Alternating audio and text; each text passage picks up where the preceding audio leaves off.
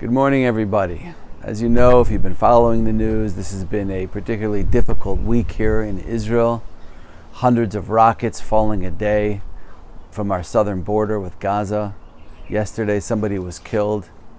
What can we understand maybe from our Torah portion that can help us a little bit to know how to navigate these difficult times? You know, it's something that I say all the time, and I'm not the only one who says this, that our biggest enemy at this moment, at this current state in Jewish history and in Israel, is not Islamic Jihad from the south, or Hamas, or Hezbollah from the north, or even Iran. Our biggest enemy is, of course, our own inability to be able to join together as a people, as a nation, to unify, to respect, to love, to honor one another. This week's Torah portion talks about the blessings and the curses that will befall the Jewish people when we do or do not keep up our end of the covenant of the relationship with Hashem. And in the beginning, when it's talking about the blessings, it says, and I'm quoting from Leviticus chapter 26 in the second of our two parshas this week, Parshas Bechukosai, it says that when your enemies will come out to attack you, you will pursue your enemies, and they will fall before you by the sword. This is the blessings. This is when we're keeping our end of the covenant. And then it says 5 of you will pursue 100 of the enemies, and 100 of you will pursue 10,000, and your enemies will fall before you by the sword. Now, I'm not anything close to an expert in math, but I can do some basic math. And I know that if 5 of us are pursuing 100 of them, that's a ratio of 1 to 20. That means for every one of us, we'll be able to pursue and eliminate 20 of our enemies. And then it says 100 of us are pursuing how many? 10,000. That means the ratio all of a sudden switched. It's no longer 1 to 20, it's 1 to 100. If 100 of us will pursue and eliminate 10,000 of our enemies, that means all of a sudden each person is now able to take down 100. So what happened? Is the blessing that one person will be able to eliminate 20 of our enemies? Or is the blessing that each of us will be able to eliminate 100 of our enemies? So I'm not the first person to notice this seemingly strange change in the verses.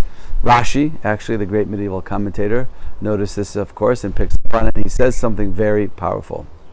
He said, you can't compare our strength, our ability to protect ourselves, our ability to defend ourselves, and to succeed and to thrive as a nation when we are united as a group versus when we are smaller and fractioned. 5 people joining together, 5 Jews joining together can eliminate 100 of our enemies.